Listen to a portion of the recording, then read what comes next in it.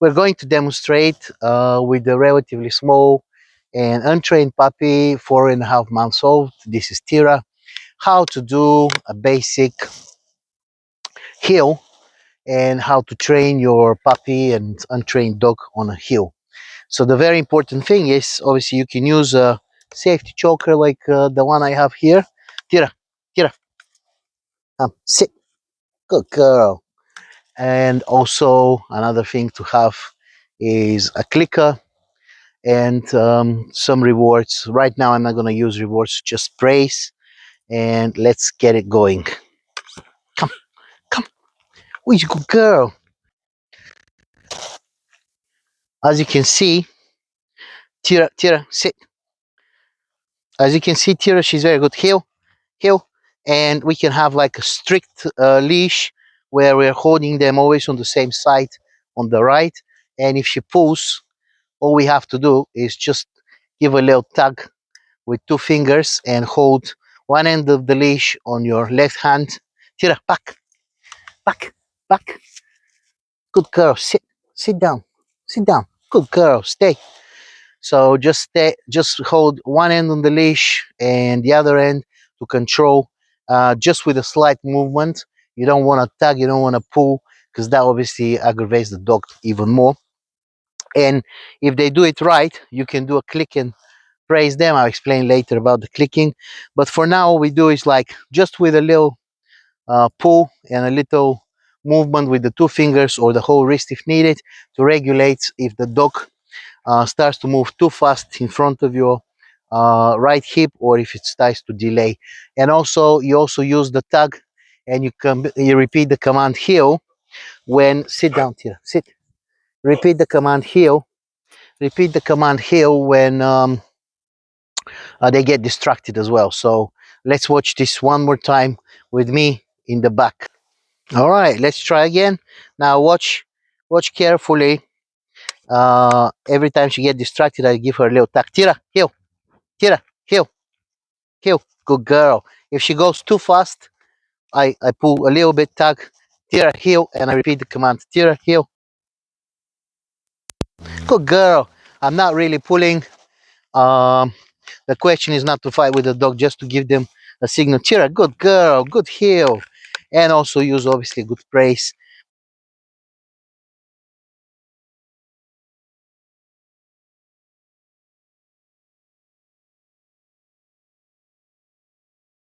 Tira, heel, Tira, heel. Come on, darling. Come on, Tira, heel.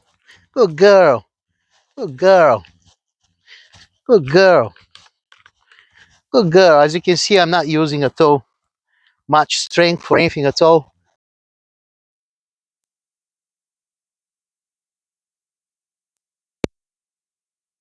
Come, good girl, Tira, heel. And there we go. And so this is the strict leash. The non-strict leash is if they are like really loose, just like that. But she still have to be like this is still early for her. Tira, heel, Tira, heel. So I always will end up having to pull her away from distractions. But yeah, non-strict leash is when they have the ability to walk freely, but they don't. They just walk with me. Tira, heel, Tira, Tira, there. So that kind of distraction, obviously, we have to be a little bit more severe. Tira, heel. So this is what we want to do today. I'll show you some other basics like place, and sit the dog on a place and don't move. Obviously, that takes a long time. We're lucky with Tira, she's pretty good at that. Good stay, good stay, good stay, good stay, Tira. And I'm going to demonstrate how and explain how to do this exactly. So these are all obedience commands that we have to do in order for the dog to, to gain more confidence and to know what we want from it. Dogs really benefit from the exact repeating environment, stable environment with the norms, and that way, if they have like a regiment in which they follow, they feel really good and they know what the owners want. Isn't that right, Tira? So basically, in order for us to have a good training, we're going to require a few things. We need a good, decent clicker. I explain when I'm a little bit closer to the camera what that does. And a pouch, or at least in your pocket, some treats. Now, as we're doing lots of training, look how she pays attention to what I'm doing here with the treats. So that's very important too, obviously, together with the clicker. But as I'm doing the training, I can't really afford to give her like specialized treats because they're too fat. They have too much fat, and we don't want to overfeed her. So instead of that, I'm using kibble, or just her normal dry food. Um, and I'm just replacing a meal throughout the day by giving her the meal that she would require from the morning until the training is completed. Good stay. That's a very good Tira, good stay. So another thing that's very important is to use the correct tone of voice. Obviously, the clicker is like a marker. So when they do the command, which I'll show in a minute, because right now, obviously, she's just expecting um, a command.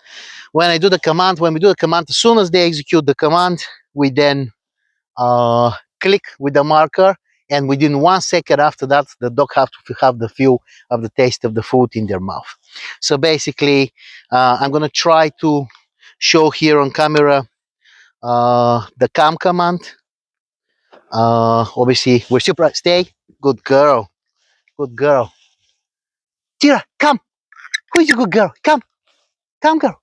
Who is a good girl? Come.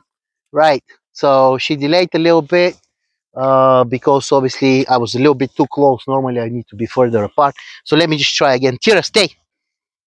So she's not paying attention to me at all. That's why in those early stages we just use the leash to tug on her. Tira, Tira, come, come. Good girl. Good come. Good girl. That was a good come, wasn't it? That was a good come. All right, and a few more basic things like sitting up. She needs a wee wee. She needs a wee wee. Good girl. Come. You wanna sit there? You wanna go there? I don't want you to go there. I just want you to do normal stuff. Come, come. So as the dog is looking at me, when she's looking at me, she gets distracted very often. This is normal for puppies. Tira. That's why we use the leash to little tug. Tira. Ah, ah, ah. So with the clicker ready, we go. Tira, sit. Good girl. Tira, sit. Good girl. Ah, she's trying to trick me. We're gonna have to redo the exercise. So let's try again. Tira, sit. Not doing it, no reward. Tira, sit. Come on, good girl. Tira, sit. Tira, sit. Good girl. As soon as she sits down, we give her the thing. Now, I'm trying to teach her also shake, just as an obedience marker, and that she can learn that she can communicate with her paw as well. She's not doing so good right now. Tira, Tira, Tira. Come on, darling. Up. Tira. Come on. Come on. Let's do shake. Shake. Tira, shake. Tira, shake. So, in order to teach them, you just grab, Tira, shake, and hold their paw, and just give them the reward as well. But I've been doing this quite a few times, and she doesn't seem to enjoy shake that much. So we will see. We will see about this. Come on, Tira. Pop. From the basic commands that we've been learning and that are important to know. She obviously likes to sit close to me. That's okay. But I'm trying to like get her to learn also the command free dog, which is basically when I let her roam. So that's not so easily achievable. And I always would like take the opportunity when she moves.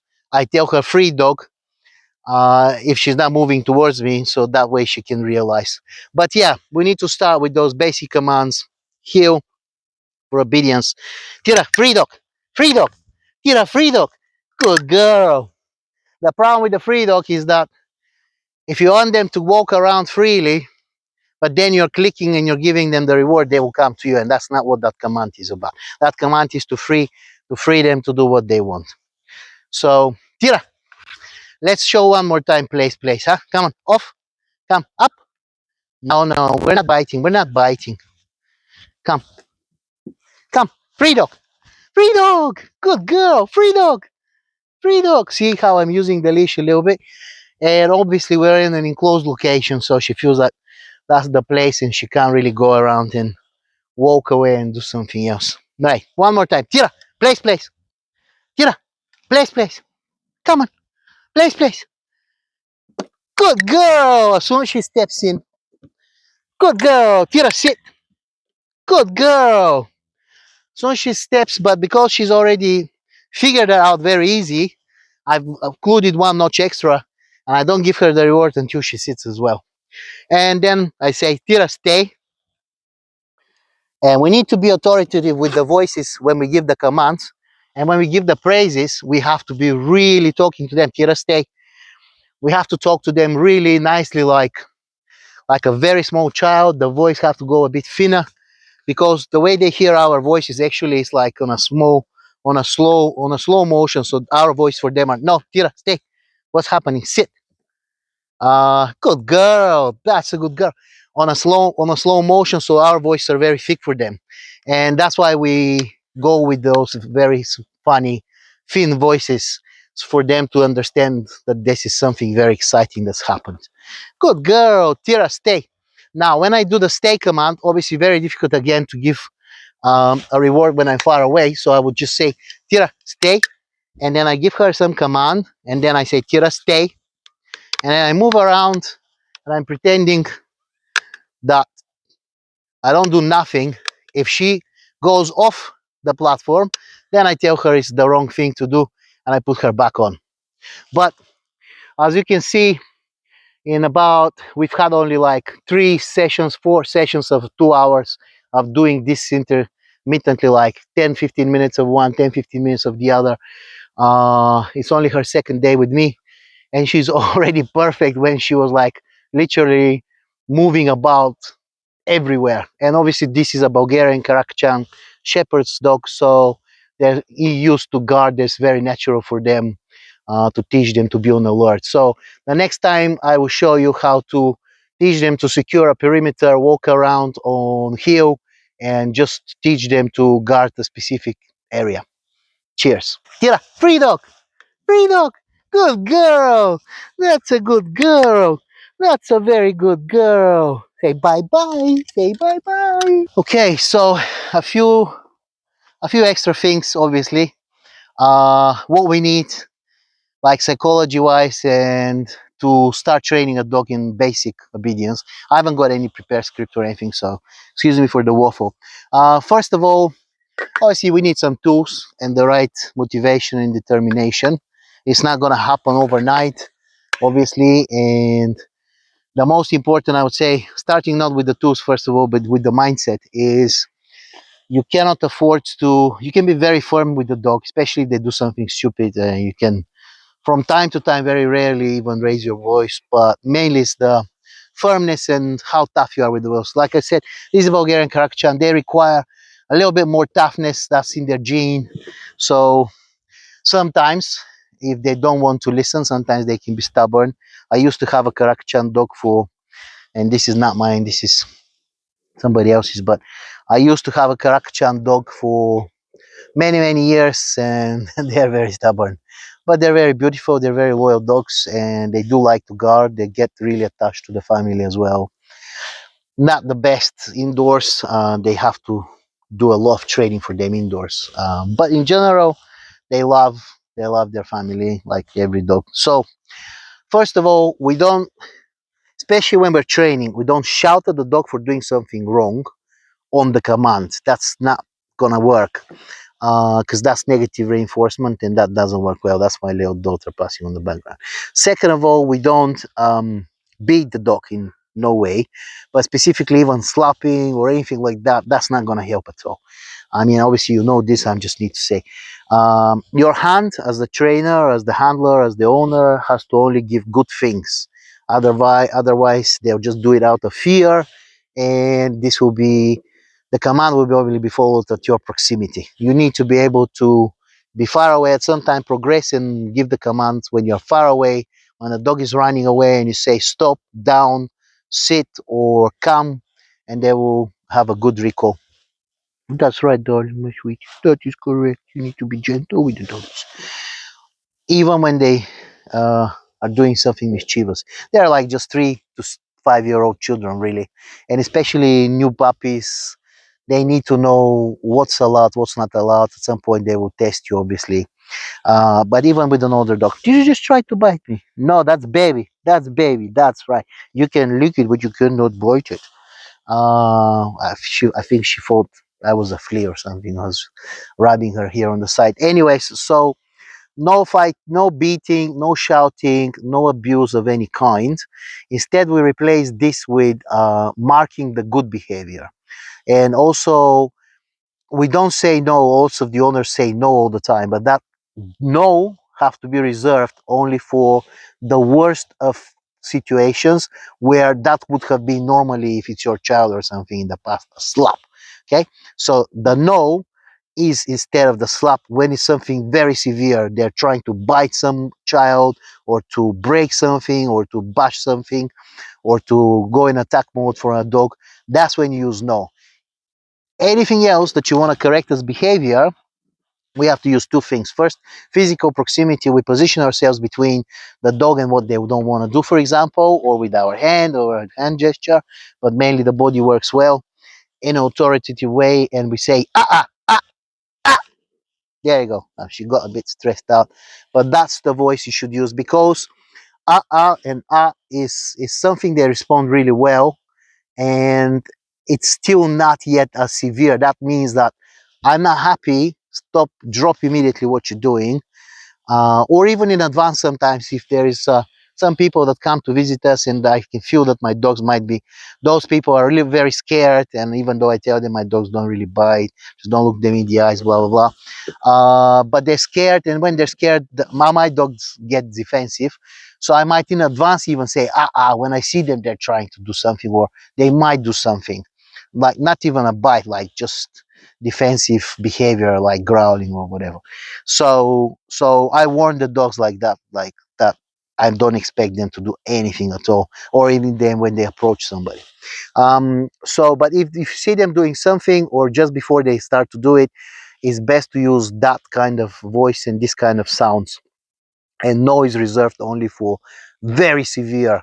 And with the no, you can have now physical contact as well. Pull the dog back, shake him a bit, or shake the collar when it's a naughty dog. Obviously, you don't have to do that every time. Um, that's just for the basic psychology. Now, there's obviously many more things to include. I don't have the time for this in this video, but stay, Tira, sit, come on, good girl. You be nice. You need to be nice.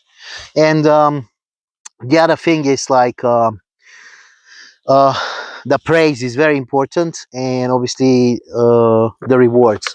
So if you want to teach a dog to do something, the way you want to teach him is you show them what is the correct behavior. So if they lunge at you, you say you put them on the floor, you tell them to sit, and they say stay. And if they don't jump, you immediately click and give them the reward. Okay. If they greet you, you have the reward ready in your pocket, and you say stay or low or no, not really no, but if you see them, they're gonna lunge, and if they block themselves from doing it, say good dog, good stay, and then you praise, you give them the reward. Now you can also sometimes not always give rewards, you can just praise, but with initially with puppies or with dogs that are not trained, starts with what actually is motivating them most. Some dogs are motivated more with food, some dogs are motivated more with praise. So literally you have to figure out which works best for your dog. But if you replace one meal and if you want to train your dog daily all the time, you can just take, and instead of giving the whole meal, give a little bit of food in the morning, then collect the rest of the meal. That obviously you should be having like a specific amounts of food. Don't just give the dog as much as they want or just randomly, and keep the rest in your pocket or in your pouch. And then when you train them the rest of the day, they will still receive the same calories but a little bit more slowly, and also it comes from your hand. So everything good must come from your hand for the dog, especially when you're training them, especially if it's a naughty dog. So all the food you can replace if you want and feed them initially just from your hand until there is a big bonding and there is imprinting on the dog as you, as their companion and or the owner or handler or friend or whatever you want to call it. And so we've been only 2 days with Tira, and she already doesn't want to leave my side. I go and I'm nice with my dogs, and I give them a cuddle, and then she started growling and coming to me, and she was very jealous. So as you can see, depending on the breed as well, but most dogs can imprint really quickly if you're nice with them. And so the praise with the voice, good doggy, that's a very good doggy. And then you go down on their level, and they like the chest rubbing, to rub the chest. They don't really like the head much at all, but the chest, because they can't really massage their chest. That's the one place they can't really massage, and that's where their lungs are. And you can rub their chest and say, good doggy, that's a very good doggy. And they're very good at recognizing facial expressions in the humans. If you're angry, yeah, they don't like that, so they will really know, and they'll be scared of you. If you are smiling, they will know that you're smiling. It's not like you're showing teeth, because they look in the eyes as well. And some dogs, after a while, they will imitate smiles like my dogs do when they haven't seen me for a while. They show how happy they are to see me, and they just pull their all their mouths back, and they show all the teeth back, not to growl, but just as a smile. They try to imitate a human smile. So what else I wanted to say? So it's very important. It doesn't matter if the dog is naughty, if it's old or not. If you want to teach him some basic obedience, is to just just have rewards, praise, and also don't go over crazy with training. It has to be 10, 15 minutes. And when the dog starts to get tired, you replace this with some toys or some games. Right now, Tira isn't responding very good with any of the toys. Maybe the ball, that was the first time I saw her responding to any toy right now. But she does love attention. I love attention. And I'm using this as a motivator. And if she is naughty, I then don't give her attention. So that's one way to know. I only give her attention when she does good stuff. So, for example, right now we are teaching her also inside to be calm, to stay nice and calm inside, on her mat, on her bedding. And when she doesn't want to do that, I try to make her to like her crate and to give her some quiet time. Tira, I think she wants to go home now because it's getting a little bit late for her. She's been working hard the whole day. So I just want to finish with a few things. So you need like a retractable, as long as possible, leash, and also one big line as well that's not retractable for the longer recall when the time comes. You need this kind of a clicker that they sell, and you need a pouch because with the pouch you can always keep all as much or as little as rewards as you need. And instead of giving all the time rewards that are like specialized uh, treats for the animal, you can replace this with the normal food, because those specialized treats, they're much more high caloric, and you can't just all day, if you're giving them training long time, give them these rewards. But sometimes you have to upgrade the rewards. So for example, once she starts, once I want her to start, once we grasp all the basics and she has to do all the complicated stuff, then I have to give her something more valuable. Or if I want her to do the work faster, for example, if she's slow, so instead of this, I'm going to give her the treats, or sometimes even a little, very little tiny piece of cheese or anything like that. Place, good girl, sit, come, sit. We're still sitting on the platform, by the way. So she's sitting on her place until she's released. And I'm not really holding her. Um, I'm not really holding her. She can just go, but she wants to stay here. Yeah. So those tools initially, and I don't really use this much. Today I put it on, but it's like a safe choker, which means it's not really choking her all the way to the end. It's only a rope. There's a little ring here that prevents the choker to go all the way down, so it just stays until it's a little bit tight, so snug, really just snug, not tight, so it's not suffocating her. But that way, if I want to have really good results, I can use it. Otherwise, we have to then go for a normal leash at some point, or just on her harness. And she does it great anyway, the heel on her harness as well. Don't bite, that's baby. Now we're still to learn some other stuff about soft toys and how to work with soft toys, but she doesn't really respond to toys yet that much. That's in the next few days coming. Where is your leash? I don't want to lose you. All right, that's it for today. Bye bye now.